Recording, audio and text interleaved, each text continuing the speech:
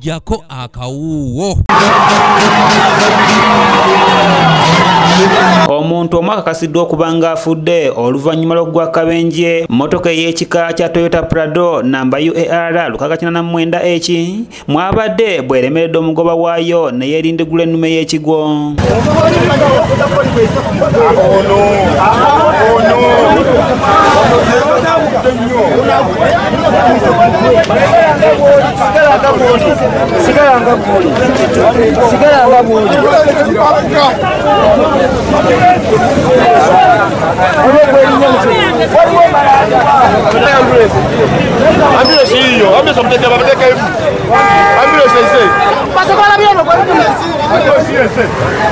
Bino bibadde Naggoje mu ggombolola y'e Naggoje mmotoka yasimbwa Fred Kagwa avuganya ku ky'omubaka wa Nakifuma ku kadda ya NUP ebadde werekera Kyagulanyi Center mu bwetataganyiziddwa kabangali ya poliisi ekigividdeko okugwa ababaddemu okubadde n'ab'ennyumba yasimbwa ne balumizibwa bya nsusso.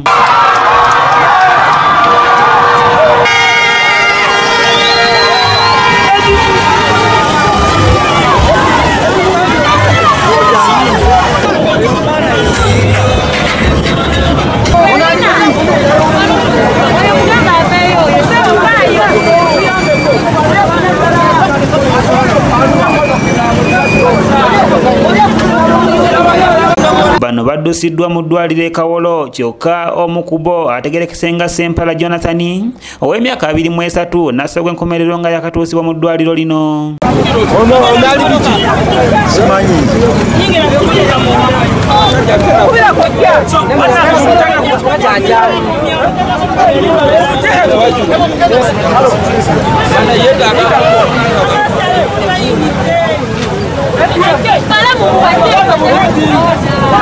Simbwa gwe twogeddeko naye alaze nnyiike olw'engeri abakuumaddembe gye babayisaamu newankubadde nga babeera bafubye okugoberera ebiragiro byonna ebibaweebwa ab'ebyokwerinda.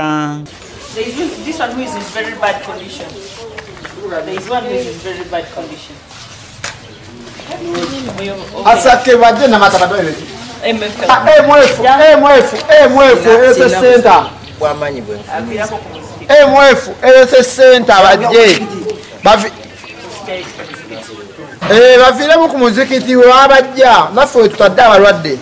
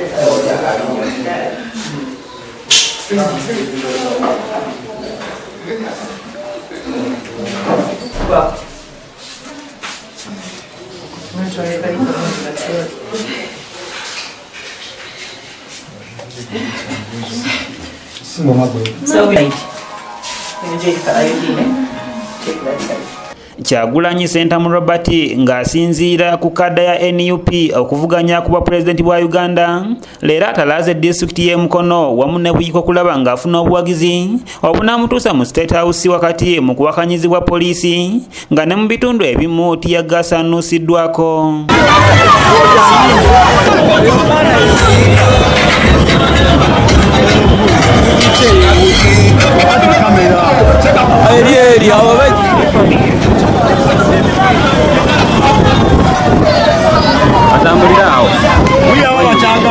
Patirisi Kyewalabye yakusakidde eggulire lino okulwa ABS Television.